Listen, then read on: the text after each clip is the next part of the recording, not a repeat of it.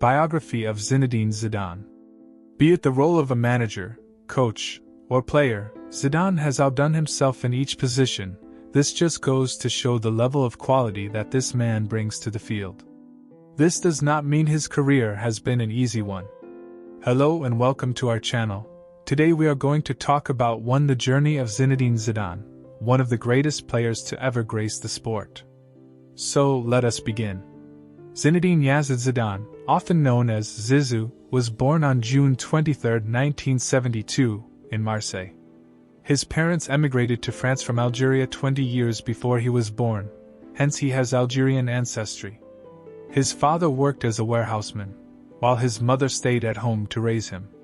The Zidanes were a well-respected family who had a pleasant life compared to the high-crime, low-income neighbors around them. His childhood and his family, he had 4 siblings, were important to him throughout his life, and they even had a role in the incident that ultimately ended his soccer career.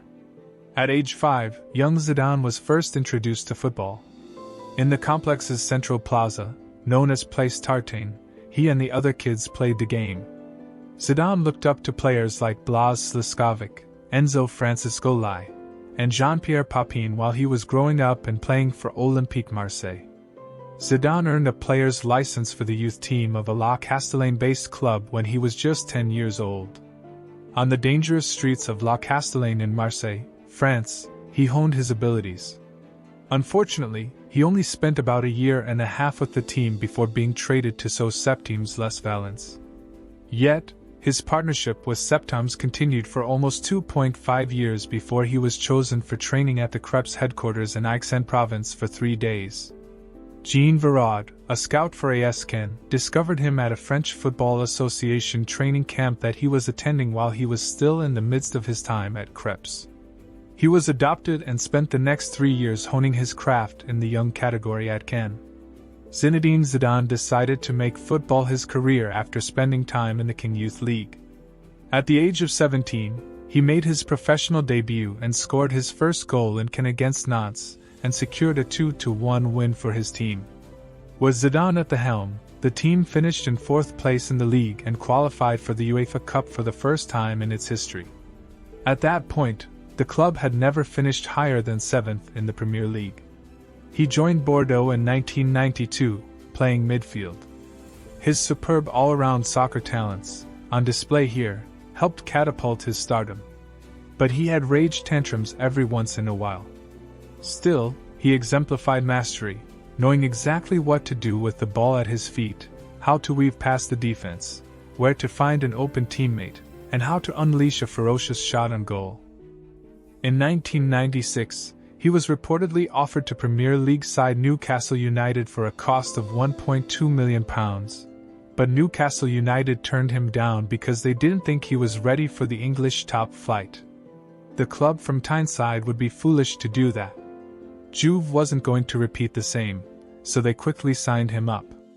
Zidane signed for the Italian powerhouses in the same year for an enormous £3.2 million. Both the Serie A Championship and the Intercontinental Cup were won by Juventus in the 1996-97 season, while having already become a big name while playing for Bordeaux, where he scored 28 goals in 131 appearances, and the French national team, where he earned his first caps. It was at Juventus that Zinedine Zidane truly broke out onto the international scene. Zidane's powers were neutralized by Paul Lambert as Borussia Dortmund defeated Juventus in the 1997 UEFA Champions League final.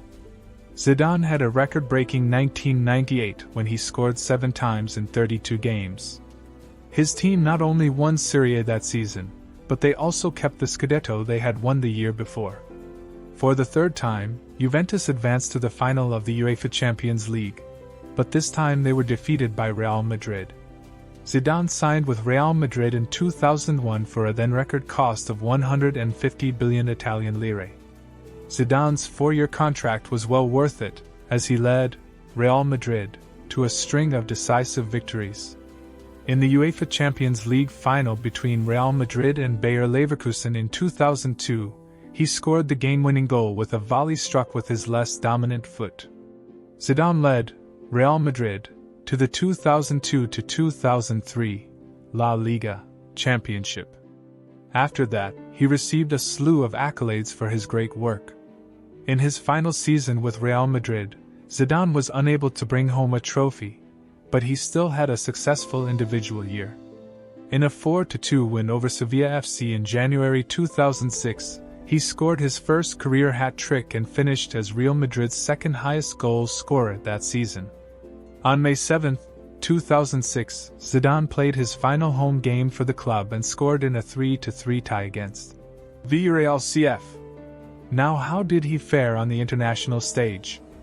Well, Zidane made his debut appearance for France's national team in a friendly match against the Czech Republic, where he came on as a substitute.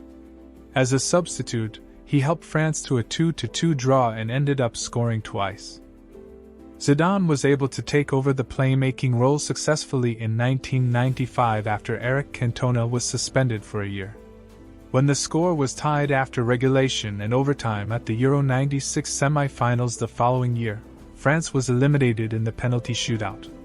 It wasn't until 1998 that Zidane made his way to the FIFA World Cup.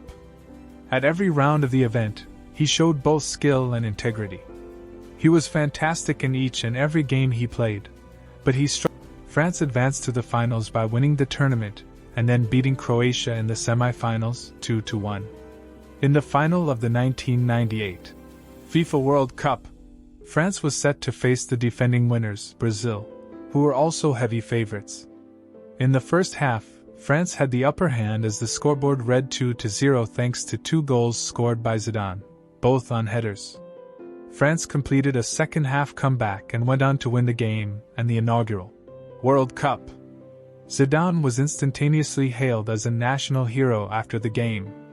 France became the first country to host both the World Cup and European Championship since West Germany in 1974 when they won the Euro 2000.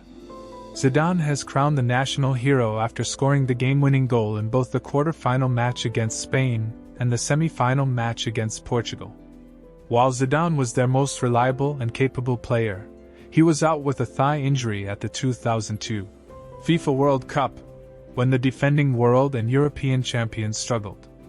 France's first 2 games without him ended in defeat. Unfortunately for Zidane, he was brought back for the 3rd game despite being clearly unfit.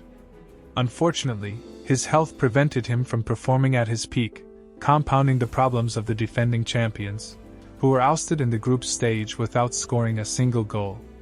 Despite being an amazing player, Zidane had one weakness, and that was his family. He had a short fuse whenever his family or culture was mocked. While playing for Cannes, his coaches observed this and told him he had potential but also needed to learn to manage his anger when fans and teammates made fun of his family and race, or for a headbutt.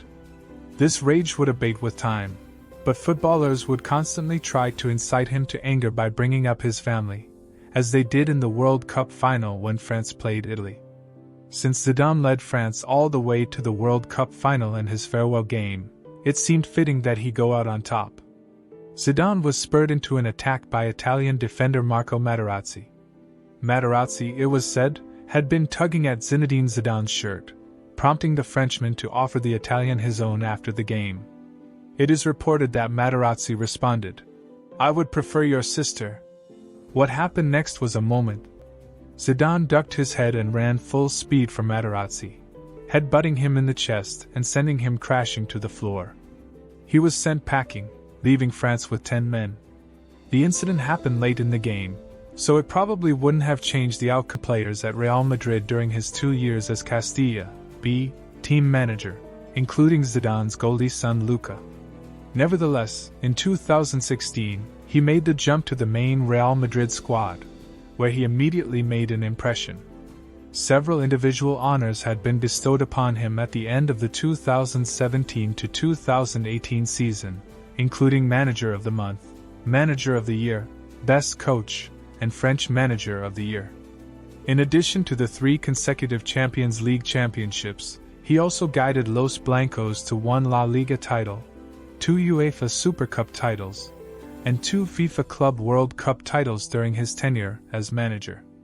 He would later leave his post as manager, but Real Madrid brought him back as head coach, a post he would also later resign from. So that is all the time we had today, folks. Hope you enjoyed this video. Do not forget to subscribe to our channel and do hit the bell icon on your way out. See you all next time, folks.